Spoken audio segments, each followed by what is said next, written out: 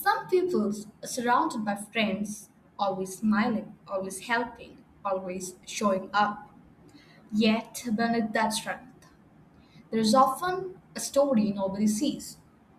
In today's episode is about the people who are always there for everyone else but rarely have someone for them. So, let's begin. Think about the last time someone asked you how you were doing. Really asked, not the quick question that is, how are you? That expect an answer fine in return. A real question from someone who actually stopped to wait for the answer. How long ago was that? Now, think about the last time you asked someone else that same question and waited, really waited. There is a person in almost every group. You know them. They are the one who shows up, the one who remembers birthday, the one who replies to your voice notes at the midnight and never makes you feel like a burden. They're warm and funny and seems to hold everything together. And somehow, without anyone deciding it, they became the person nobody thinks to check on. Not because people don't care, but because they never look like they need it. This is about that person, and it is also if you're honest with yourself about you, okay? Psychologists have a name for a pattern that shows up again and again in human relationship. It is called the strength assumption. Dr. Jennifer Hott, who studied social perception at the University of Michigan, found that when a person consistently present as emotionally capable, the person around them unconsciously reclassify them. They stop being someone who might need support.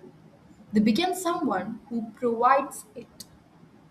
The stronger you appear, the more invisible your struggles became. Think about what that means for a moment.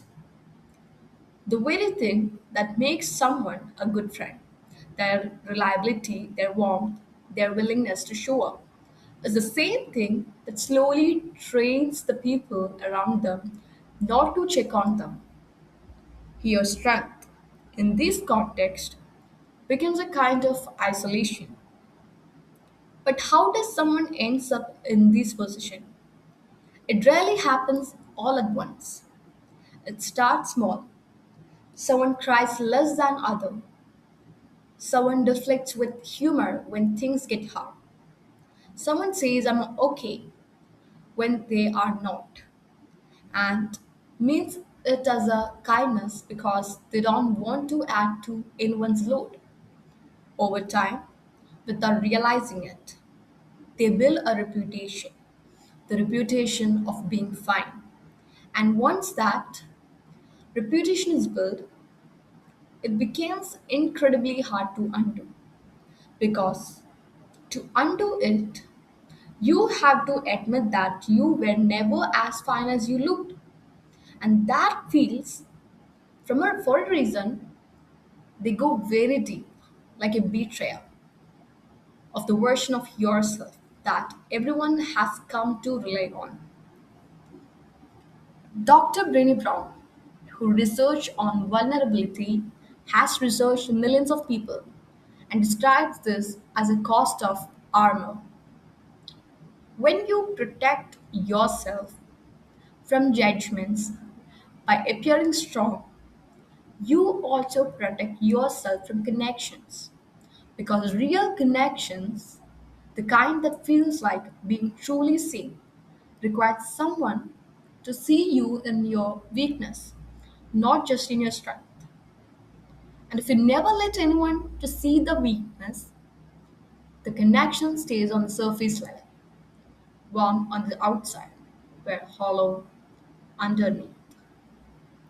Here is something that rarely gets said out loud. A lot of people who are hardest to check on are the one who are the most afraid to be checked on. Not because they don't want care, but because receiving it feels unfamiliar, uncomfortable, almost suspicious. If you have spent years being the stable one, the reliable one, the one who holds things together, being vulnerable can feel like a collapse of identity. Like if you admit that you are struggling, you are no longer the person everyone needs you to be.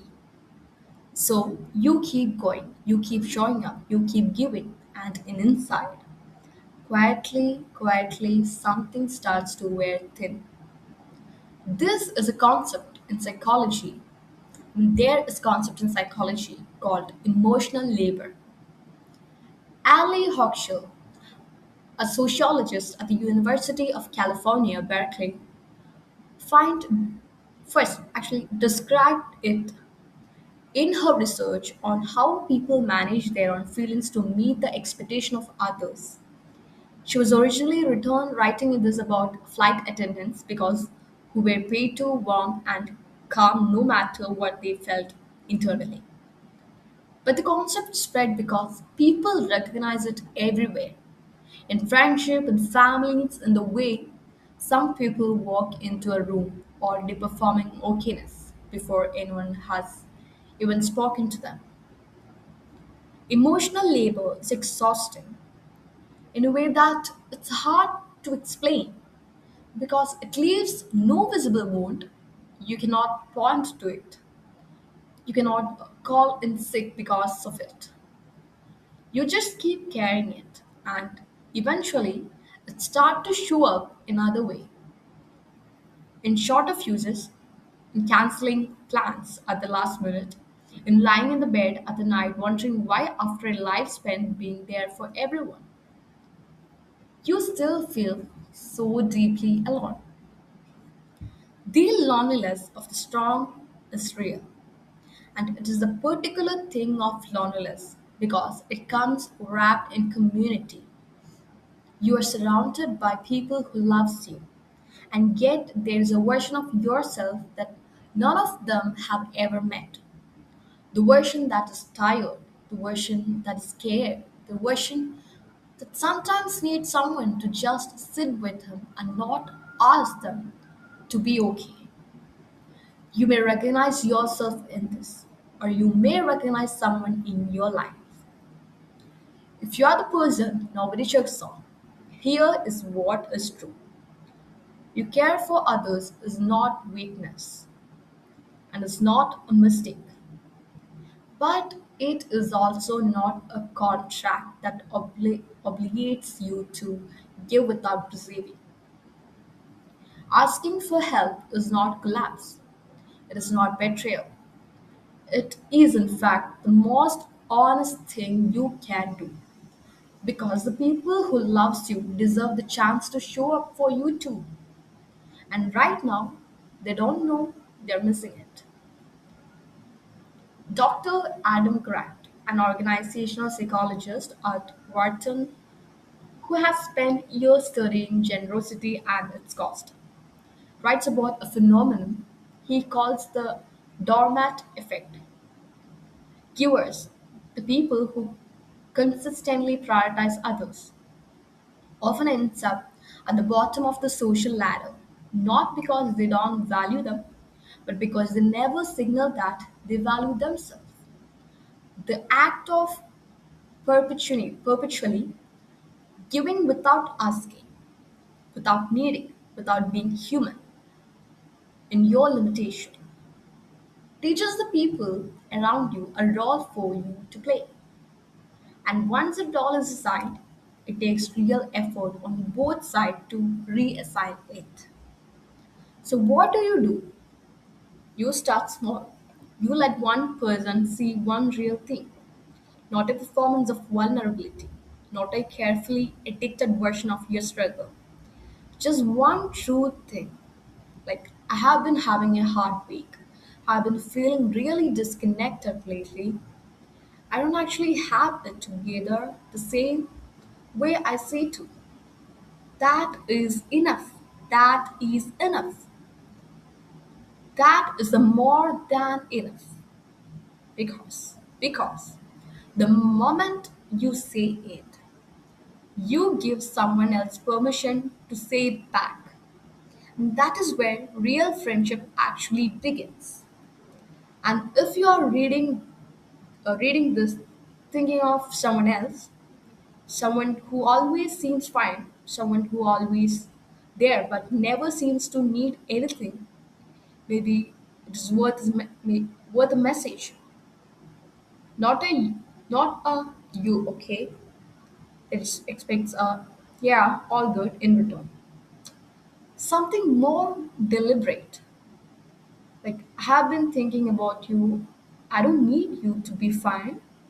I just want to know how you actually are. Then wait. Actually wait. You will not always get a real answer. Not at all. But you will have opened a door for them.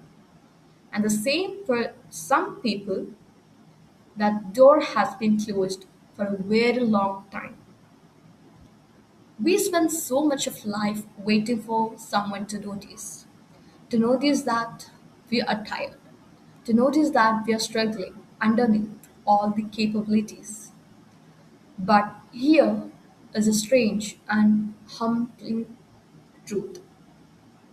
Sometimes the person who most needs you to be seen is also the person who has most completely convinced the world that they are invisible.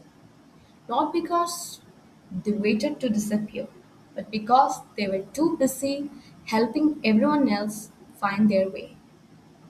And now, if someone asks how you are doing, really asks, and you answer with fine, before you even thought about it, you will know exactly what that reflex is. You will know where it comes from. And maybe, just maybe, you will pause, take a breath, and say something true instead. Because the real answer is not fine. And that's perfectly okay. Okay.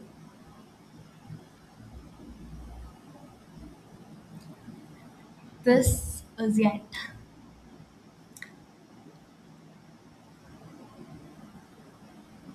Thank you for watching Invisible Wisdom. Until next time, keep learning, keep listening, and stay curious.